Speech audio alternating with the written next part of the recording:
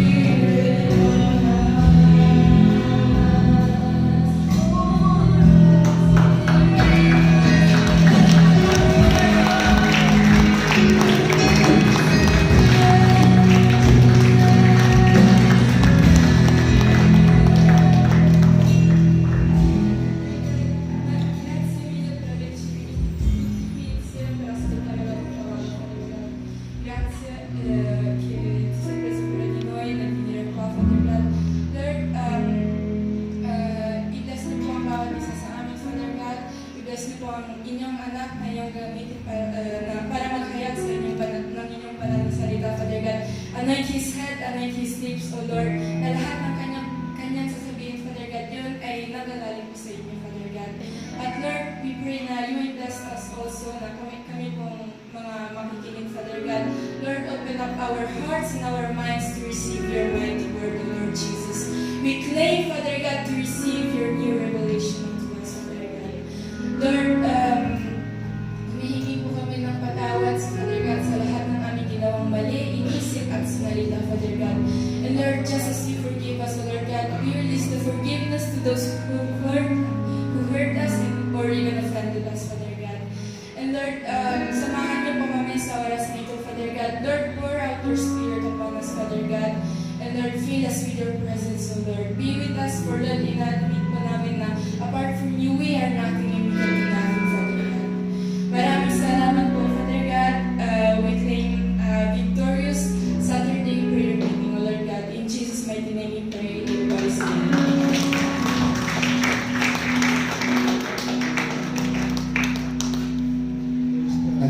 Hallelujah.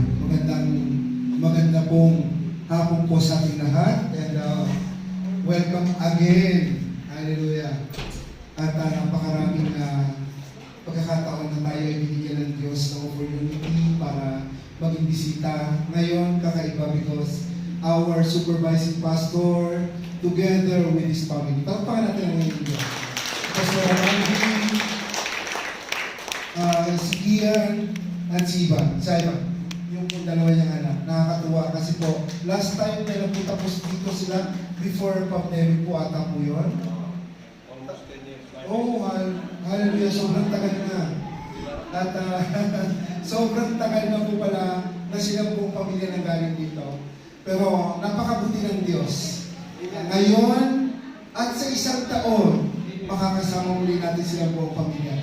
Para pakamalaki ng Diyos at ngayon, hallelujah mga kapatid, tayo po ay atin pong i-welcome ang ating supervising pastor at salamat po ang Diyos sa buhay ni Rev. Jerry Manalo.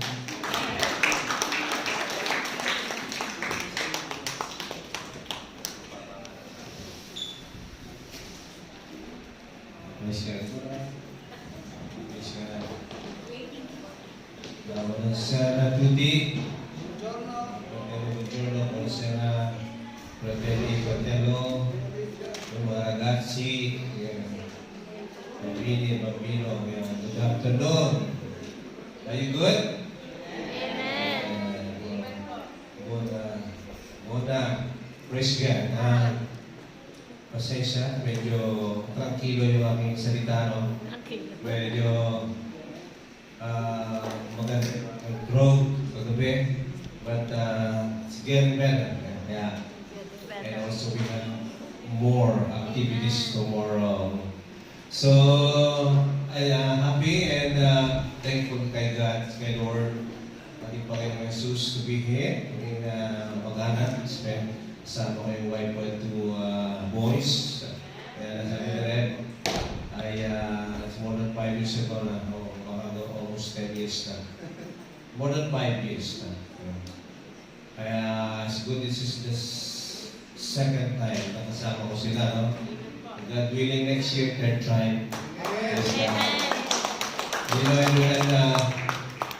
every time na papasok ko dyan, iba yung feeling ko na, I feel like, I've seen my second home, church home, no? Kaya pagpasok ko dyan, dire-diretso lang ako dyan. Kasi this is talagang bahay ko doon, no? And to see you, to see you, my mga minamahal na pamilya.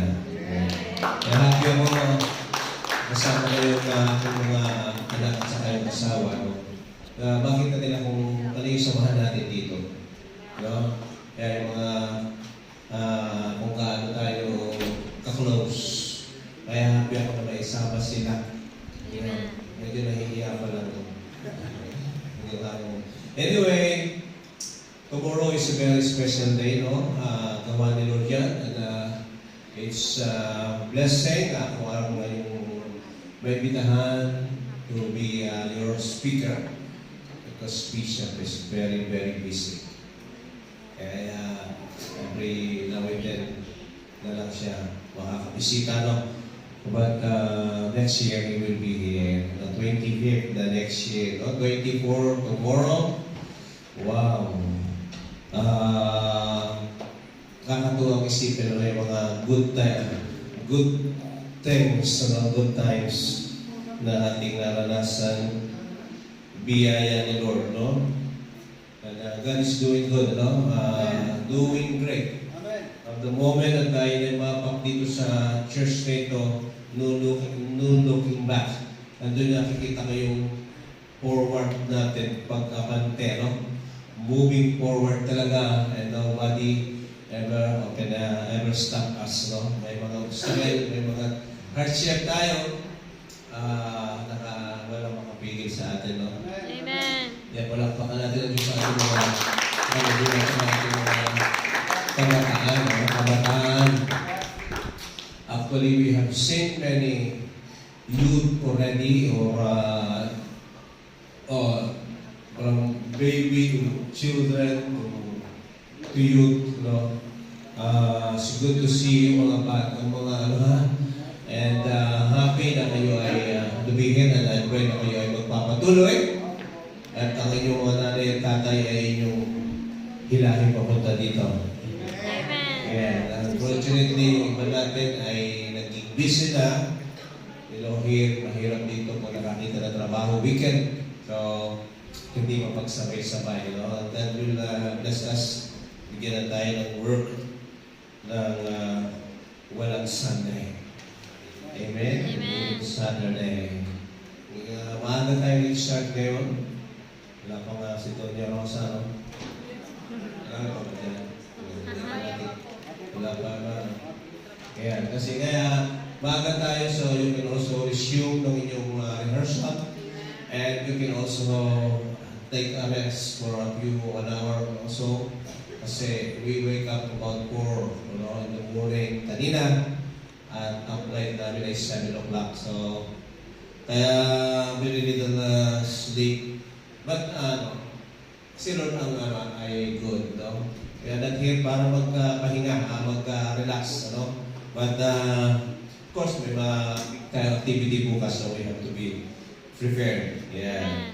So today, we will, before we, you know, it's normal, it's not a tradition. We should just be prepared, no?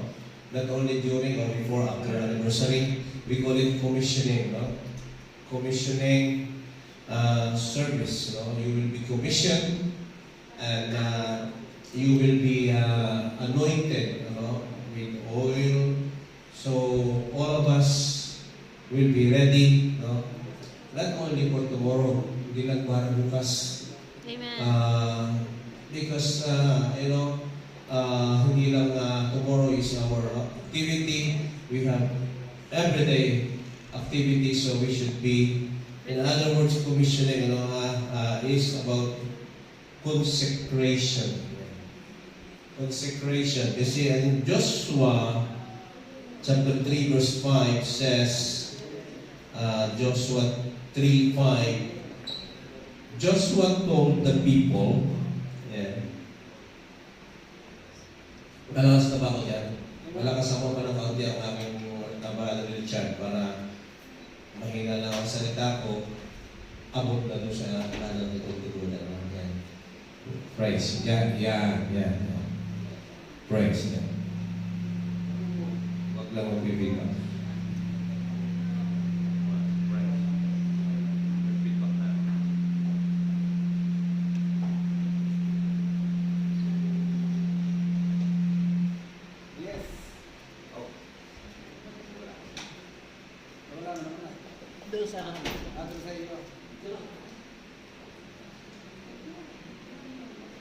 Check. Yeah. Check. Praise. One, praise. Yeah. Joshua 3:5. Yeah. Sabi doon, Joshua told the people, consecrate yourselves. For tomorrow, the Lord will do amazing things among you. Wow, di ba? Amen. Consecrate yourself for tomorrow. Bukas, may magandang gagawin ng Lord sa ating buhay. Amen. So before that, i-consecrate na muna natin ang ating mga buhay. Ano ba yung consecration? You have to be separated. No? You have to be anointed for a special purpose. Yan. Para sa ikaluluwalhati ng Diyos. It is Joshua just crossed the Jordan River, and they had many tasks with them yung Ark of the Covenant, and they had to cross Jericho and so on. So he asked the people to prepare. Yeah. So bukas meron tayong great activities. Hindi lang tayo sasayaw. Hindi lang tayo mag-celebrate. Hindi lang tayo kakain. Hindi lang tayo mag-i-invite ng people, no? Tomorrow is a special service kasi not only because it's anniversary, because we will celebrate the goodness of God. Amen. Tataas natin si Lord dito sa ating kalagitnaan. Amen. And we will declare na ang lugar na ito ay paghaharian ng matinding presensya ng Diyos. Yeah? So before that to happen, bago mangyari yan, mayroong preparation. Amen. Kasi si Lord hindi basta-basta mag-dwell when the things, His presence are not invited. Kung baga yung kanyang presensya ay hindi yung kanyang holiness doon sa place, doon sa mga tao. Di ba? So we will be consecrated not only ang anoint ng oil, its whole being, ang ating mga puso. Ihahanda natin. Yan. So, to officially make something holy and be able to use for His service. Yan. Aawit ang iba sa atin, sasayaw, kahit ikaw ay ushers, or ay security, or ikaw ay basta nandiyan ka sa food and so on. Lahat yan, it requires consecration. Even in the temple, Lord, kahit yung mga bagay, utensils, sa templo, consecrate. Bakit? The Lord is holy. Right? So don't treat this na ito'y parang isa lang worldly activities. No? We will do a holy thing. Kaya nga si Lord gagawa ng matinding bagay sa araw ng bukas. Amen. When everybody is ready, si Lord ay ang presensya ay bababa dito kasi kinalulugdan niya kasi yung mga tao, ang puso, ang lugar na ito ay set apart for His glory alone. Amen. Yeah. So, in 1 Peter chapter 1 verse 16 said, what it is written, be holy, for I am holy. Ganun sa Hebrews 12 naman ay verse 14, make every effort to live in peace with everyone and to be holy. For without holiness, no one will see the Lord. Kita niyo yun? Without holiness, we cannot even come or approach or come near to the Lord. Amen. Remember when si Moses encountered with God, no?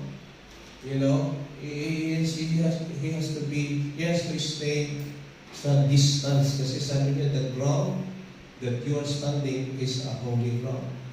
Kaya you don't just treat this it's just an anniversary celebration. You prepare everything, presentation, special number, dami, food, decoration ng kaganda. At huwag natin kalimutan ang most especially i-prepare natin yung ating mga sarili. No? And you will be set apart for a purpose. So that means consecration. Pagsasantabi o pag-set aside. In Romans 12 verse 1 and 2 said, do not be conformed any longer. Yan, basahin ko yan. I appeal. Yan. Verse 2. I appeal to you, brothers, therefore, brothers.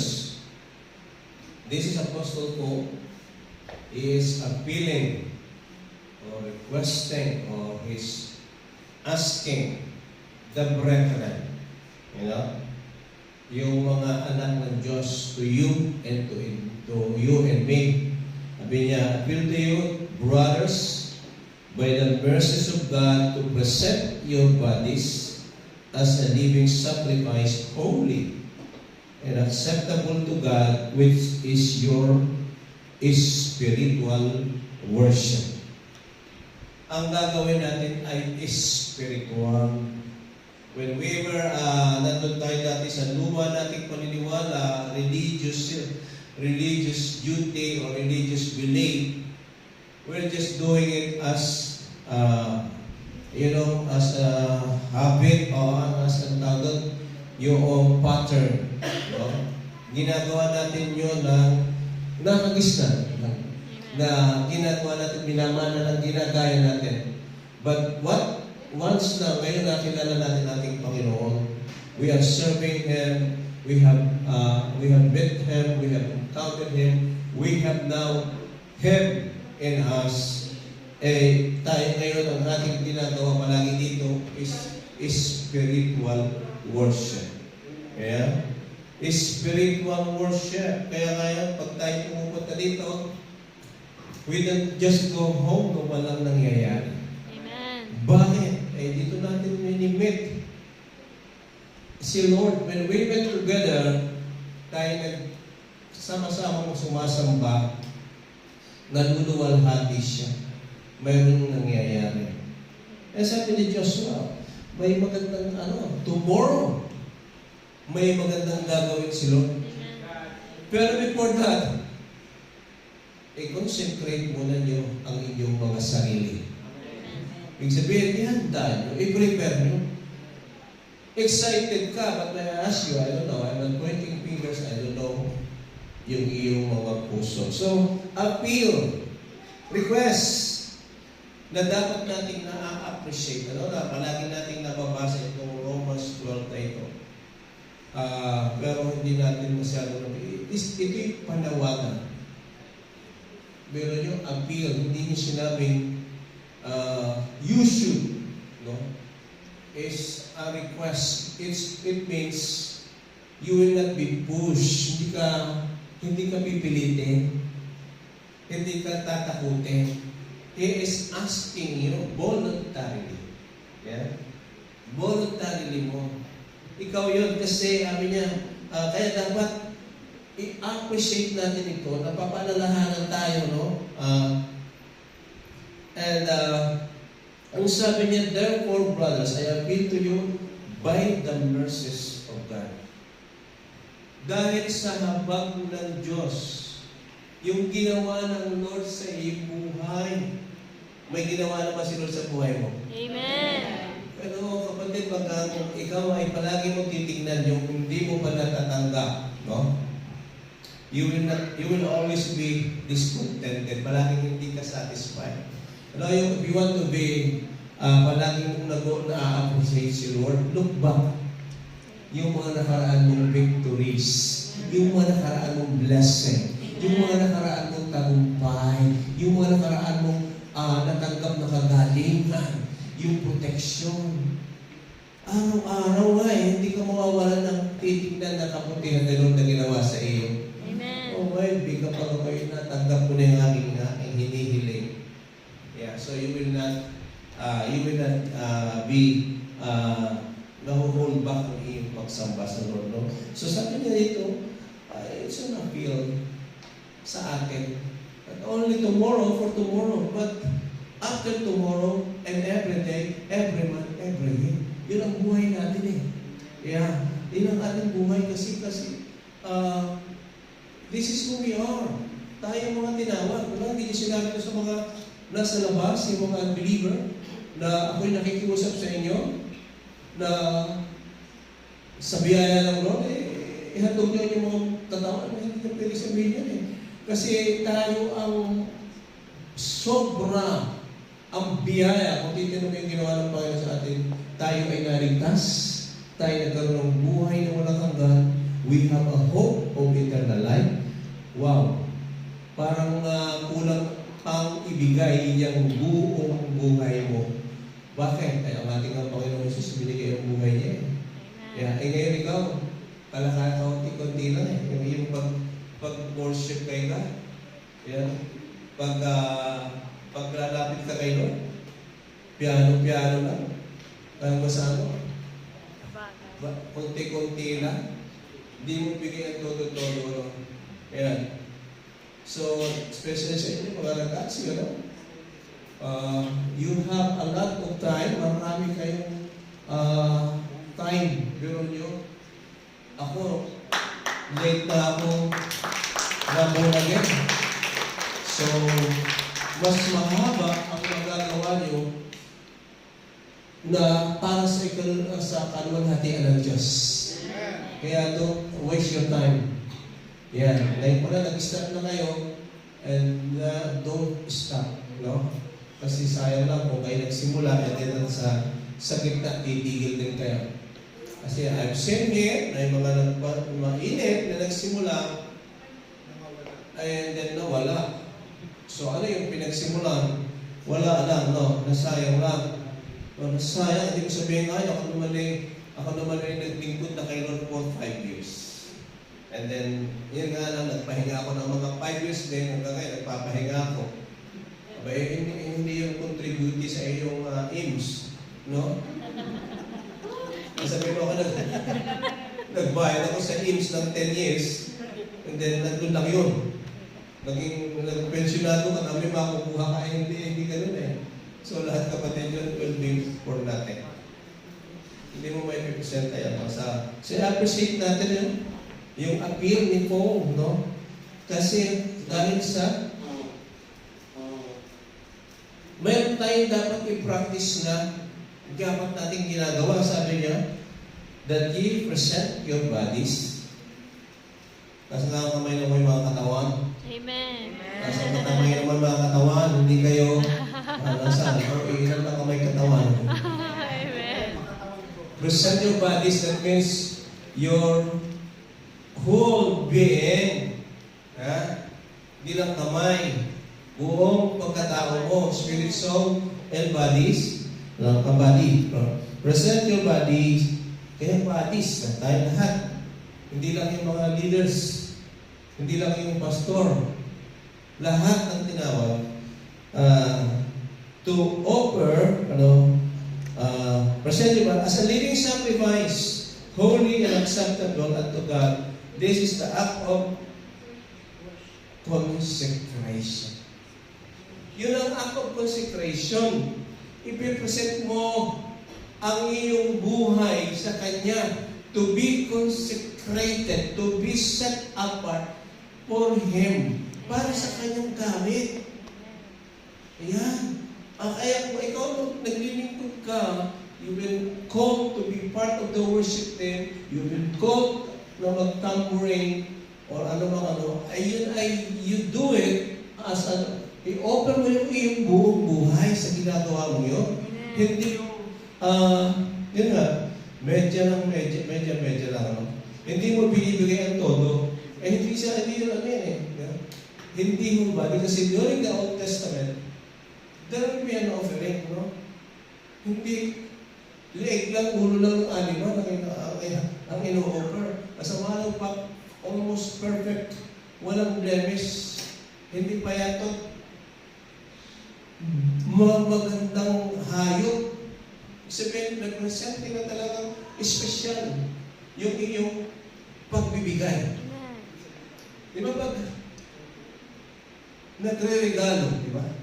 When you are giving a gift, hindi mo yun ginagawa dahil sabi niya, regaluhan mo ako.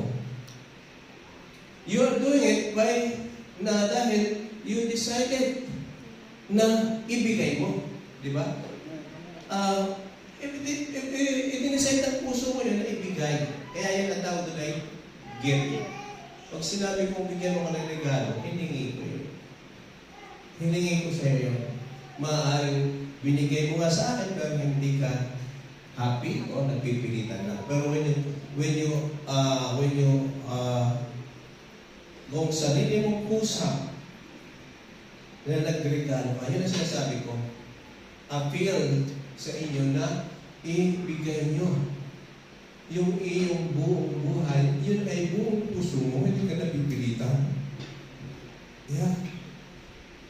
At talagang listen, nakakalugod sa Panginoon. Sabi ko nga sa Sister Lou, buhay na.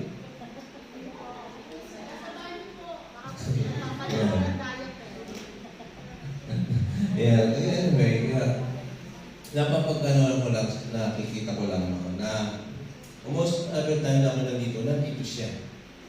At hila-hila pa niya yung kanyang apat na, dati dalawa lang. Ayan. Napakaliliit niya.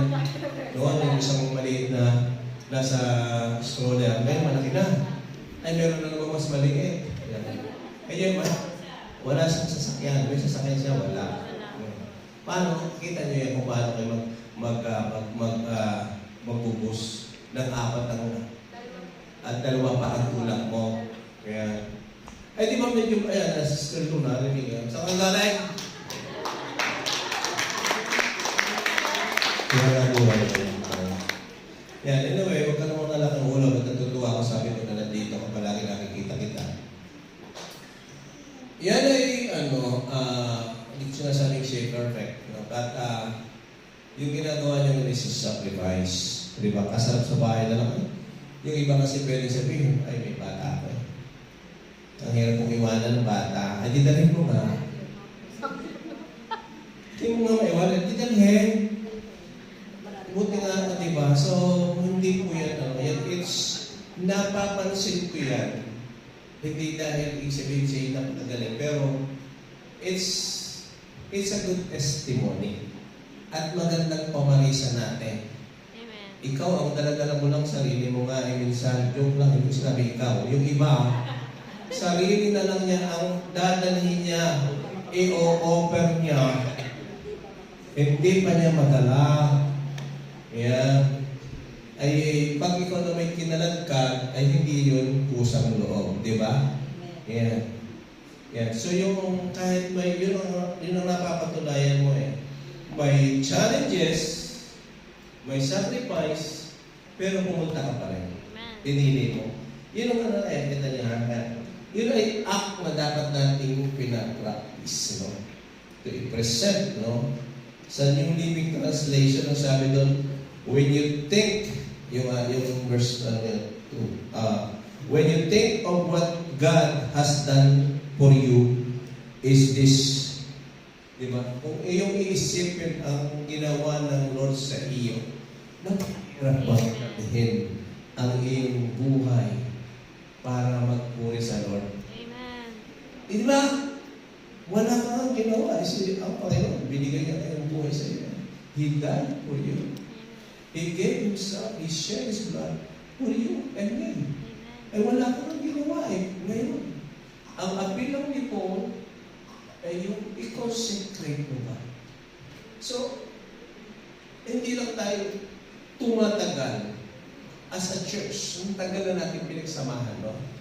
Madami na tayo, I'm so some come and go. At meron namang maraming nanatili. Amen. Yeah, natutuwa ako kasi, whenever I come here, I know who is missing. Iniisip ko yan. Isa-isa yan. Sila Sister Julia. Si Sister Binet. Ito mga lugar na ito. Sister Rosa, yung pag-aari na nila.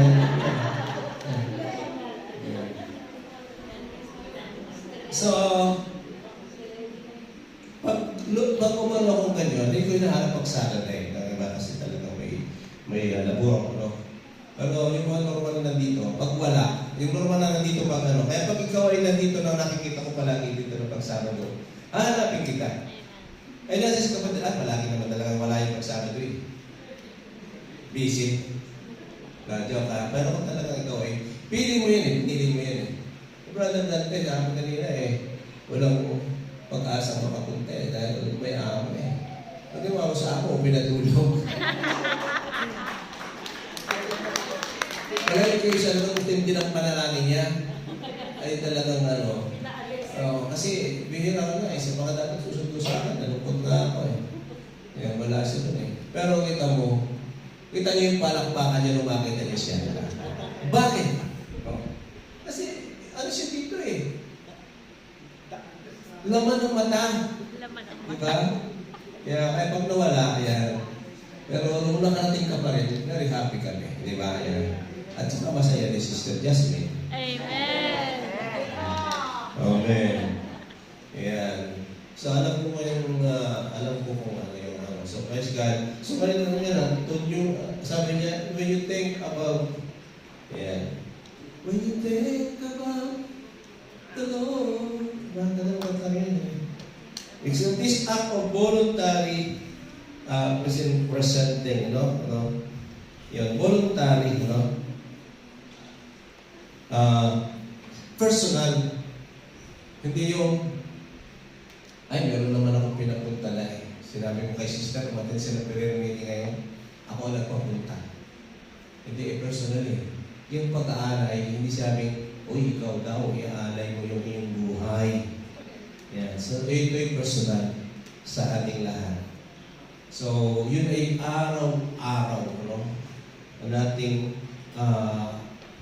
nanaisip, ating i-desire na si Lord ay ang ating buhay ay maging kaaya-aya, present sa Kanya. If the Lord will search your hearts today, anong makikita niyang present? Anong makikita niyang present? Diba sabi niya, ibigay mo yung sarili. Anong makikita niyang present, diba? Personal, diba? Isa-isa. Anong makikita niya siya? Itong sa nito.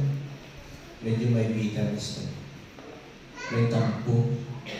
O ito mayroong walang kanatoy-natoy ang kanyang pananampalataya. Itong isang ito mayroong inggit. Yung isang ito mayroong problema sa finance niya. Palagi na lang yun ang naman ng utak niya. Yeah.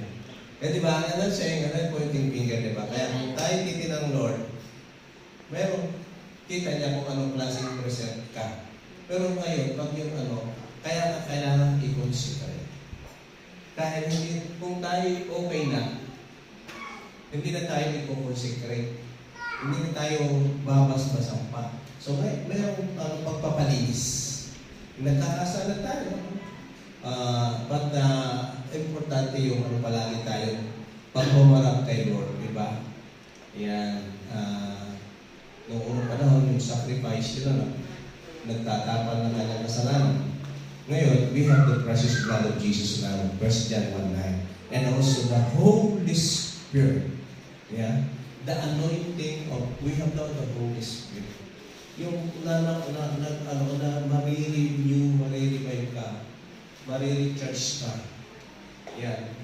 And then, yung apoy na yun, kasi yung ganito tayo, yung presensya ng Lord dito, tomorrow, at sa mga darating araw, yung lahat talagang maapoy. Yeah. Hindi ko na kailangan sumigaw, parang taas mo ang kamay mo. Yung nakikita ni Lord, yun. Kaya nung panahon din ng ni Haring Solomon, ni King David, nung iaano na yung templo, gagawin yung templo.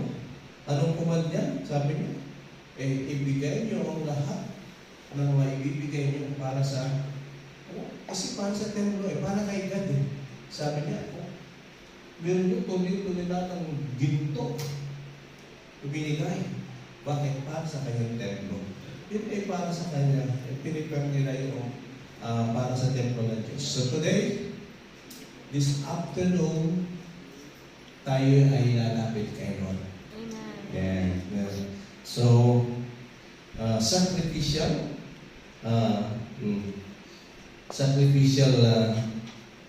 service na acceptable kay God. And kung nakakapasok pa rin sa church kasi kita niyo yung pagpasok ko, ramdam ko yung joy. Ramdam ko yung love. Ramdam ko yung ating unity. Kaya ako pagpasok ko dito mo sa time, diretso agad ako ng kusina.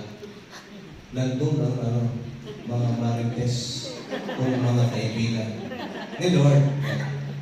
Yun ang pinakamasaya doon Doon nadidevelop ang ating pagmamahalan. Most of the time tayo doon nag-hang out. Kita nyo, kahit doon sa kusina, merong siyang hugas ng pinggan, merong sa iyo. Pero okay lang, di ba? Nakakapagpasya siya. Ang malungkot, doon pa lang sa kusina ay nagbangaya na. Ngayon, papasok ka dito. Sasama ka. Doon, tinesting ka na. Tinesting ka na doon. Di ba mas nabukas dito lang dito? Kaya ako panalangin mo kung saan na naman si sister makaramdam. Palagi na kasi taga-tuyo. Ako lang puspos. Yeah. Pero wala tayong ganyan dito sa ano. So noon, nakakapasok, di ba? Nakakapasok. So kapag pinayaan yung mangyari yun, so, concentrate mo ang sarili mo.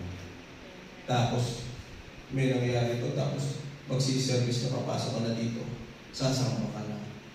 Galing ka sa kusina, may kang dala-dalang kabigatan.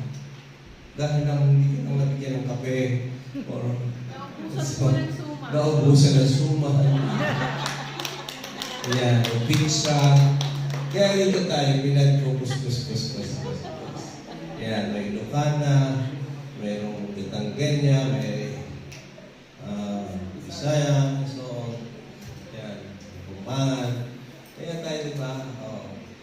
Kaya ramdam ko yung saya. Pero pag yung nasa-sense ko, bakit ito si sister dito lang tatatang mo sa isang tabi, tahimik. Nako, may nararamdaman kakaiba. Yeah. Hindi ba? Ayan. So ngayon, I don't know kung anong mangyayari sa buhay natin. Sabi dito tayo, live in harmony, tayo ay magmahalan, dahil at i-offer natin ating buhay na sa living sacrifice. Amen? Yes, hindi tayo ay lalapit sa Lord. Papalinis tayo. Papa-consecrate. I will anoint you, yung mga leaders muna. Yung mga leaders, I will anoint you with oil. Amen? Tayo tumayo at tayo ay manalangin. Pura masika na mabahay na. Hallelujah. Now we in the presence of God. Puro bawasan na mababahan na. Bababasan na mababahan na. Hallelujah. Glory, glory. Glory, glory to your name. We bless and lift up your holy name, O God. Purihin ka. Sambahin, buwalhatiin sa aming kalagitnaan. Panginoon, we are so excited. Excited para sa araw ng bukas. Dahil sabi mo, dahil we believe and we declare na may maganda kang gagawin. Kami po, Panginoon, ay lalapit sa iyo today in preparation. Ayaw kong mamiss. Ayaw kong manikdangan ng magandang gagawin mo. Dahil ako'y hindi consecrated. Dahil ako'y may mga bagay na hindi na isuko, na isurrender. Beloved, sige, habang tayo na sa harapan ng Diyos, search natin ating mga sarili, no? Search our hearts. Check ang motive ng ating puso. Ayan. Kasi, and then, bring yourself to the altar. Yourself, living sacrifice. Kura mapasok na nabababa. Panginoon, search mo po ang puso namin lahat. Is there anything na hindi worthy of listen? Not right, hindi angkop sa presensya mo. We thank you, Lord, for the blood of our Lord Jesus Christ na binigay mo to wash away our sins and to cleanse us from all our unrighteousness. But today, in preparation for tomorrow, consecrate, Panginoon, ang mga buhay ng iyong mga anak. Consecrate even this place.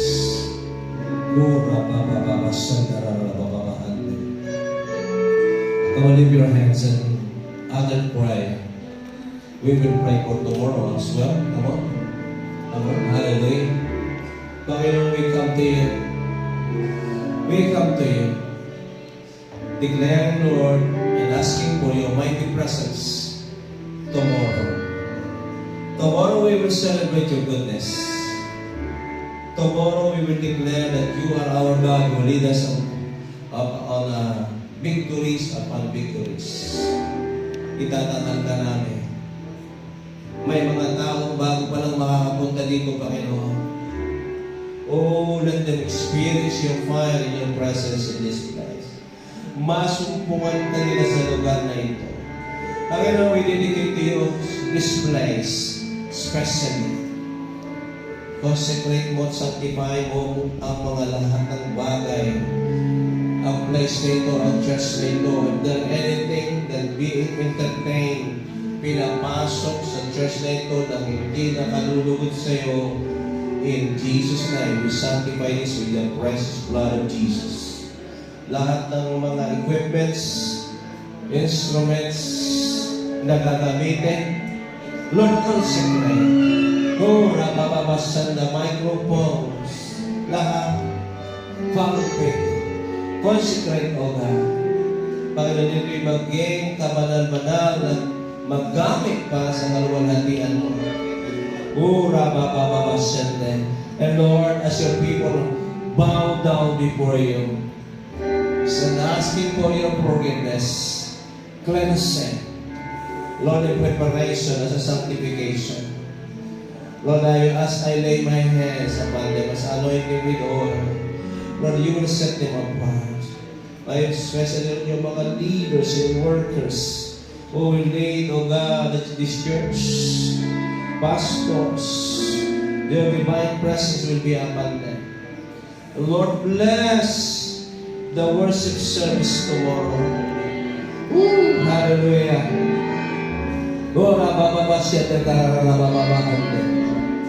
The same way, Lord, you will give me perfect health, good health, physically, strong, and spiritually anointed, Lord. Use your servant, Panginoon, as a channel of your blessing.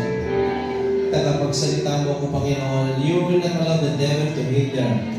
Yung gagawin mo, Panginoon, sa aming kalagitnaan. Right now, we are just declaring that no plans of the enemy or any destruction within this church. Gano'n din doon sa mga dadalo, doon sa mga gagamitin. We are not permitting you, Satan, and your demon cohorts. Hindi ka namin pinapahintulutan sa kapangyarihan ng pangalan ng Jesus and His precious blood. We declare you powerless. You can plan, but those plans will not prevail, will fail. Oh, we just thank you, Lord, lahat ng mga aming pinagdadalangin, we will see it yung mga pinipprepare na yung mga anak will produce, yes, will result in great victory. Woo! You will anoint the musician, the song leaders, the worship leaders, the backup singers, the instrumentalists. They will not stand. Even the guitars, keyboard, drums, bass, you will anoint them. And Lord, they will stand there at the front, not to entertain people. They are not entertainers, Panginoon. Ikaw lang ang isang i-entertain nila, Panginoon. For we are not meant listener. Mai-entertain namin ang iyong banal na presensya. Mai-entertain ang iyong pag-awit. Ang iyong presensya, ang mga anghel, ang ikaw sa namin, Panginoon, ay nalulugod. Nothing, O God, personal, nothing na pagsariling hangad ang magkakaroon, Panginoon, ang given and is. Oh Lord, no one will glorify himself. Ikaw lamang ang pararangalan, Panginoon. Even yung mga tambourine dancers, Lord, hindi lang sila sa talon, hindi lang sila iindak. Alam nilang bawat kampay na ng kamay, it will be worship, it will be worship. Yes, so God, in this place, ang mga anak mo, Panginoon, lahat ng gagamitin, anointed, sanctified. Oh Lord, tomorrow, there will be a great manifestation of your presence in this place. Thank you, Lord. Ura ka masika na naramamahante. And I will see many new people come to you and surrender their lives unto you. Ang mga batang ito yung madadala na ng mga magulang. Yung mga ibitahan, Lord, hindi mag-hesitate, sila'y pupunta. Oo, dito nila masusumpungan ang bagong buhay. Kaya Panginoon ang mga natin, you will give us a good weather, you will give us a good sound system, everything, Lord, even the food are sanctified. Hindi makakapasok ang anumang makasasama sa mga pagkain, Panginoon. Even the mga transportation ay hahawakan mo, yung mga may sasakyan, yung mga sasakay sa bus, sa tren, you will protect them. You will give them a good rest tonight. You will give us all good rest. And ready physically, spiritually, emotionally for tomorrow. Father, we just thank you for what you are about to do tomorrow. We just thank you, Lord.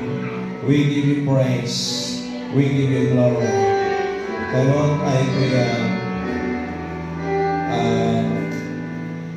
praise God. Hallelujah. O ilang tawag daw?